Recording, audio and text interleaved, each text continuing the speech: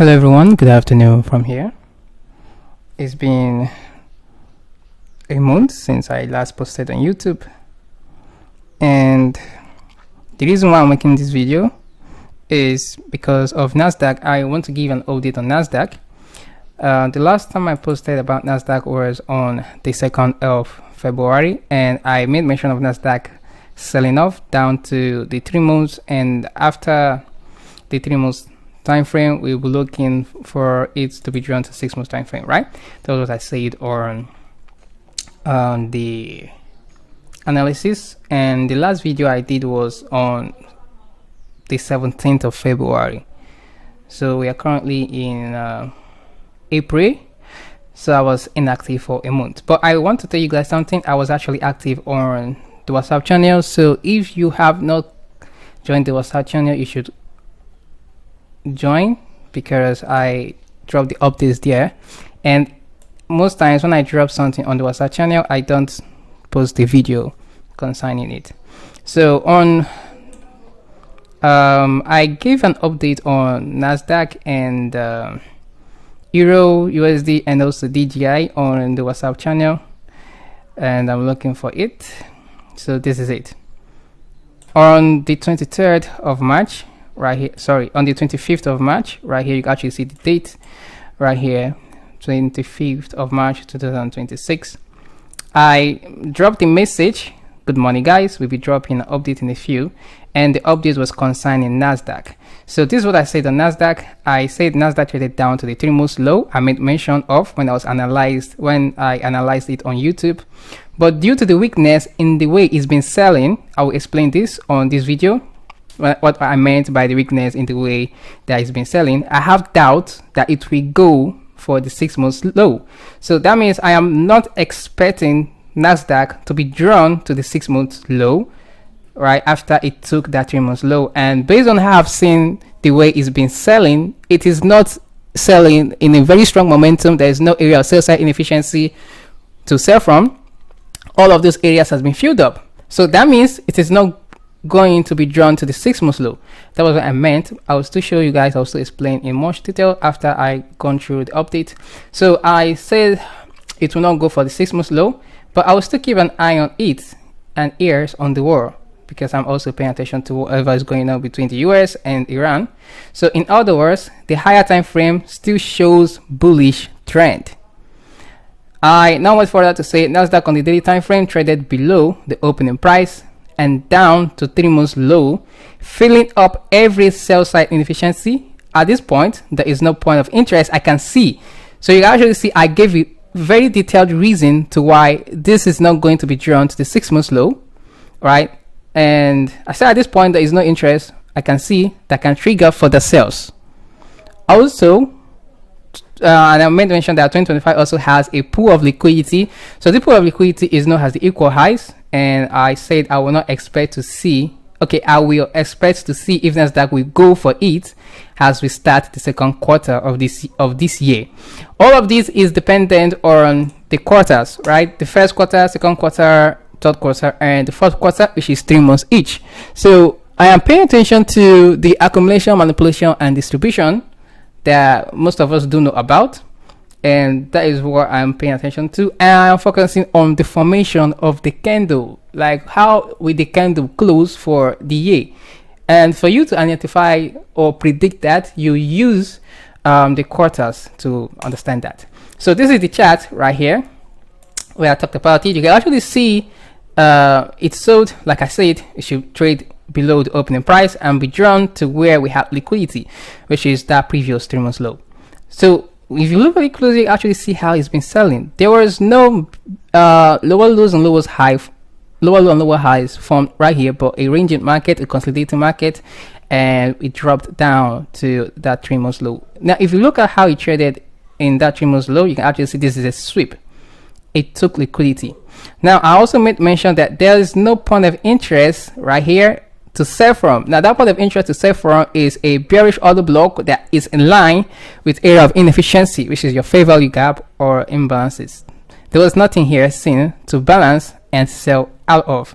So that means it has to start going higher, because the higher time frame shows still maintains a bullish structure. Now I need you to understand that all these things that happened right here is a ranging market.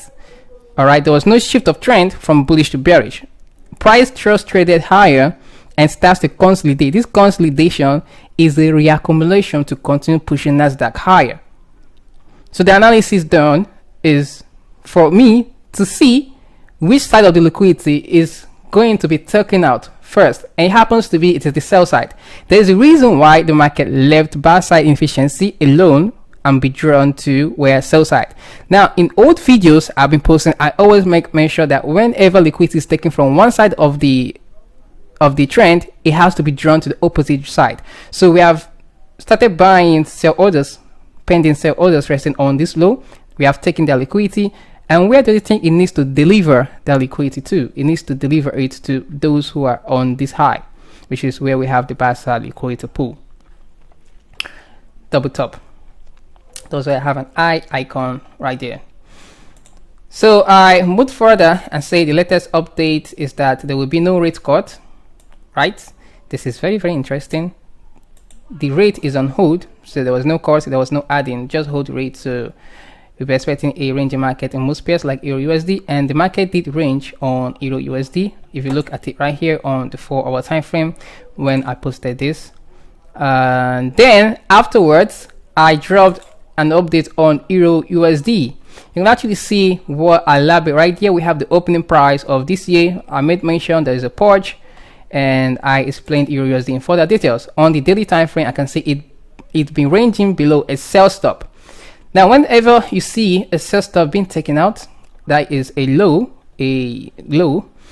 and price starts to range around there, it means that it is purging. So when something like that happens, you're trying to pay attention if it is an accumulation of price to go higher or a redistribution of price to continue going lower. Now in this case, Euro USD has been bullish all this while since 2025, or let me say 2024, or it's been long, yeah, but let me just say since 2025 we've been bullish, right? And then during the ending of last quarter, which is October of 2025, we see it entered a range.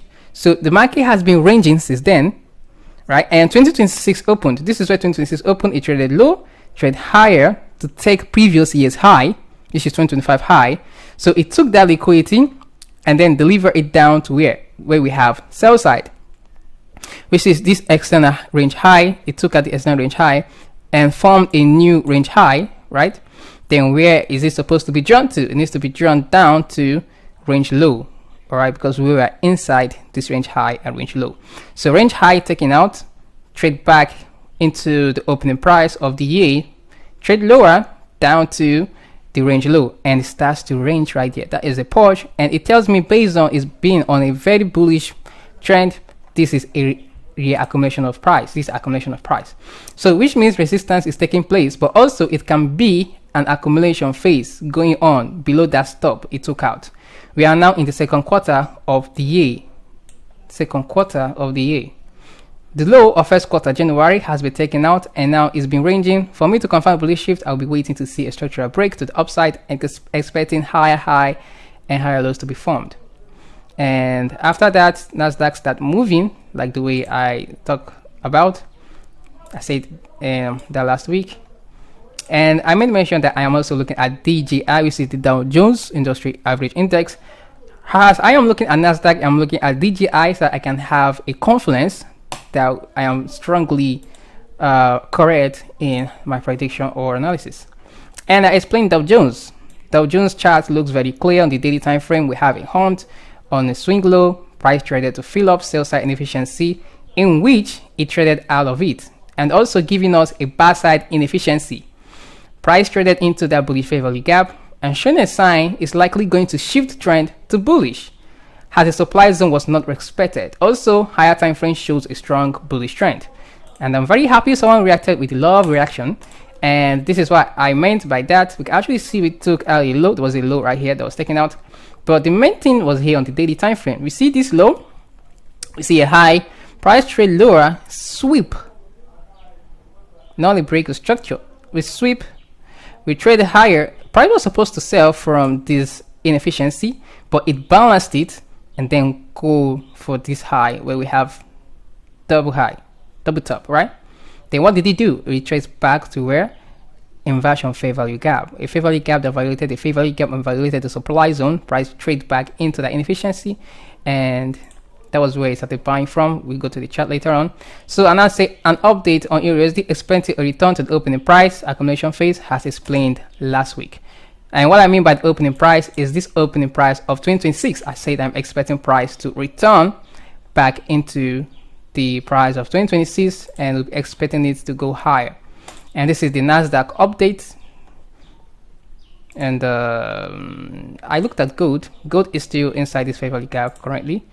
I'll still go to the chart, and when I have an update on Euro USD, you can actually see that Euro showed us a confirmation to start buying, right? High, low, this is a range, give us a swing high, give us a swing low, but it did not break this low. Price trade high and trade back into this fair value gap right here. We got it from there, and we are going to be drawn to back into the opening price of the year. So I dropped the voice note. I'm not going to play that. And this is now the update on EURUSD. We traded into the stuff, and also the update on Nasdaq. Price was delivering, and good Nasdaq. So this is boom. We hit that 2025 high. So I will be going to the chart, and this is it currently. This is the Nasdaq currently, and this is Euro USD. We trade back into the opening price of 2026, and we'll be looking forward to what will happen next week. Now I'll also be going to DJI, and this was the analysis that I did. You can actually see price bought exactly from that fair value gap, and it traded higher.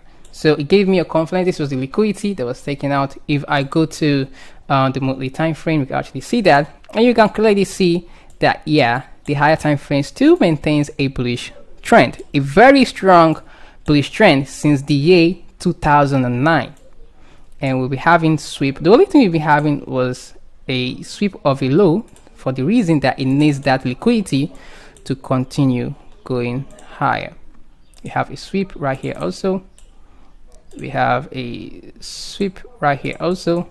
So that is just what the market needs to do. Take liquidity from the downside and continue going higher to maintain that bullish structure.